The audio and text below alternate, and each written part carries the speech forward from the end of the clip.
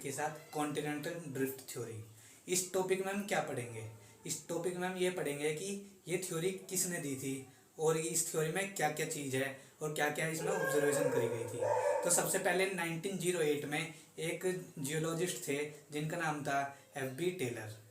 ठीक है, इन्होंने सबसे पहले क्या कहा, इनका एम था कि मतलब ये जो इन्होंने ऑब्जर्व करा कि कुछ माउंटेन जो है नॉर्थ से साउथ की डायरेक्शन में एक्सटेंड होते हैं और कुछ माउंटेन जो है वेस्ट से ईस्ट की डायरेक्शन में एक्सटेंड होते हैं। तो इन्होंने फिर उसके बारे में रिसर्च करी। तो इनका एम बनाया था, इस थ्योरी का एम था कि माउंटेन जो है उनका ओरिजिन कैसे हुआ। तो इन्होंने शुरुआत करी, इन्होंने बताया कि अर्थ पे जो है दो लैंड मास थे, एक का नाम था यूरेशिया, एक का नाम था गोंडवाना। ये दोनों जो है एक नॉर्थ पोल की साइड था, एक साउथ पोल की साइड था। तो फिर ये है वहाँ पे दो फोर्स लगी। दो फोर्स कौन कौन सी लगी? एक लगी इक्वेटोरियल फोर्स और एक लगी टाइडल फोर्स। टाइडल फोर्स में क्या होता, फिर ये दोनों आपस में पास पास आने लग गए और उन्हीं की वजह से माउंटेन एक्सटेंड हुए नॉर्थ से साउथ की डायरेक्शन में। तो इसके बाद ये थ्योरी काफ़ी हद तक पास भी हुई और आधी से ज़्यादा फेल हो गई। उसके बाद हमारे दूसरे साइंटिस्ट आए इसी को मॉडिफाई करने, जिनका नाम था 1912 में आए थे, उनका नाम था एल्फ्रेड वेगनर। उन्होंने क्या बताया, उनका ऑब्जर्वेशन ये था कि उन्होंने बताया कि कॉन्टिनेंट कैसे कैसे अलग हुए, कैसे कैसे टूटे। तो आइए अब इसके बारे में बात करता हूँ अभी। तो सबसे पहले इन्होंने बताया कि जो हमारे कॉन्टिनेंट थे, जो जितने भी हमारे कॉन्टिनेंट है वो पहले एक जगह जुड़े हुए थे, उसको हमने पूरा नाम दिया पैंजिया। उस पीरियड को हम बोलते हैं कार्बोनिफेरस एरा बोलते हैं उसको हम। जब कार्बोनिफेरस एरा में पूरे सारे कॉन्टिनेंट जो हैं वो मिले हुए थे पूरे, उसका नाम दिया था हमने पैंजिया। और जो उसके आसपास जो पानी भरा हुआ था उसका नाम रखा था हमने पैंथलासा। तो उसके बाद क्या होता है, ज्यूरासिक पीरियड में इसके एंड में ये पैंजिया जो है इस पर दो फोर्स लगती है। दो फोर्स कौन कौन सी लगती है? एक बोयंस फोर्स लगती है और एक टाइडल फोर्स लगती है। तो बोयंस फोर्स से क्या होता है, ये जो लैंड मास है ये नॉर्थ और साउथ की डायरेक्शन में मूव होते चले गए। और जो टाइडल फोर्स थी, टाइडल फोर्स लगती है, टाइडल फोर्स से ये वेस्ट की डायरेक्शन में मूव होते चले गए। तो ये फोर्स लगी कैसे? टाइडल फोर्स लगती है हमारे मून की वजह से, मून और सन की वजह से लगती है ये फोर्स। तो इससे वेस्टर्न डायरेक्शन की तरफ मूव करने लग गया। फिर उसके बाद क्या हुआ, जब ये मूव करते करते तो बीच में इसका इरोजन होने लग गया। यहाँ पे ये इसका इरोजन होता रहा और डिसइंटीग्रेट हो गया। तो यहाँ पे जो जगह खाली बची यहाँ पे पानी भर गया। फिर उसको हमने नाम दिया 33 सागर, 33 सी, जिसको हमने नाम दिया।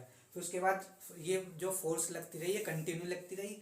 और उस टाइम पे, जिस टाइम की पीरियड की बात चल रही है, उस टाइम इसकी रोटेशनल स्पीड बहुत हाई थी अर्थ की। तो इतना ज़्यादा सेंट्रीफ्यूगल फोर्स डेवलप हुआ यहाँ पे कि ये मूव करने लगे। जो एंगारालैंड है ये दो पार्ट में ब्रेक हुआ था, एंगारालैंड और गोंडवानालैंड।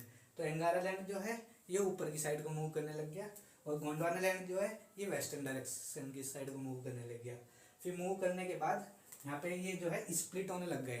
तो ये 7 कॉन्टिनेंट में स्प्लिट हुए थे। तो जो अंगारालैंड था वो स्प्लिट हुआ था हमारा नॉर्थ अमेरिका में और यूरोप में और एशिया में। और जो गोंडवानालैंड था वो साउथ अमेरिका में, अफ्रीका में, एंटार्क्टिका और ऑस्ट्रेलिया।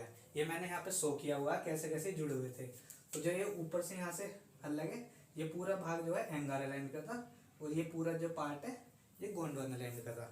फिर जब ये स्प्लिट होते चले गए, मूव करते चले गए, तो ये अलग हो गए। ये यहाँ से ये इधर को मूव करा और ये इधर को, और जो ये भी स्प्लिट हुआ है और ये अफ्रीका वाला पार्ट जो है ये इधर को मूव करा। तो इसके बाद जब ये यहाँ से मूव करा तो यहाँ पे गैप बन गया, इसी गैप में पानी फील्ड होगा। तो जो पानी फील्ड हुआ उसी का नाम हमने रख दिया यहाँ पे एटलांटिक ओशियन। जब यहाँ पे ये मूव हुआ एटलांटिक ओशियन, यहाँ पे पानी भर चुका है। और जब यहाँ से मूव हुआ ये एंटार्क्टिका, ये नीचे की साइड को मूव होएगा क्योंकि ऊपर जाते हैं नीचे आता है। तो यहाँ पे हमारा ओशियन बन गया एंटार्क्टिका ओशियन। और कुछ टाइम बाद ये फोर्स कंटिन्यू चलती रहती है, हमेशा चलती रहती है। आज तक भी ये प्लेट जो है, कॉन्टिनेंट जो है मूव कर रहे हैं। और इसका मूव करने का कारण क्या है? एक तो ये है कि ये इसमें फोर्स लग रही है, और इसका एक कारण ये है कि जो कॉन्टिनेंट है ये सियाल के बने होते हैं, यानी कि सिलिकॉन एल्यूमिनियम के। और जो दूसरा पार्ट है हमारा, एक वो बना होता है सीमा का। तो सीमा कहाँ होती है? वो मेंटल में पाई जाती है। और ये सियाल जो है ये क्रस्ट है हमारी। तो क्रस्ट कहा यह जाता है कि क्रस्ट जो है सीमा पे फ्लोटिंग करती है। ठीक है, तो उस फ्लोट के कारण ही ये शिफ्ट होता है। तो यहाँ से ये शिफ्ट हो गए, अलग अलग हो गए। यहाँ पे वो पानी भर गया तो यहाँ पे अटलांटिक बन गया है, और यहाँ पे एंटार्क्टिका बन गया, एंटार्क्टिका ओशियन। वो जो पूरा बाकी जो पार्ट बच रहा था वो पैसिफिक ओशियन हो गया। और यहाँ से इंडिया जो है, इंडिया यहाँ से शिफ्ट हुआ तो यहाँ पे इंडियन ओशियन बन गया, और ऊपर पार्ट जो था यहाँ खाली, यहाँ पे आर्कटिक ओशियन बन गया। तो इस थ्योरी की लिमिटेशन ये थी कि ये जो है फोल्डेड माउंटेन और ब्लॉक माउंटेन कैसे बने, इसको नहीं एक्सप्लेन कर पाई थी। तो इसे एक्सप्लेन करने के लिए एक नई थ्योरी आई जिसको हम बोलते हैं प्लेट टेक्टोनिक थ्योरी। उस थ्योरी को हम पढ़ेंगे नेक्स्ट वीडियो में। अभी इसी वीडियो में यहीं तक करते हैं। अब मिलते हैं नेक्स्ट वीडियो में। बाय।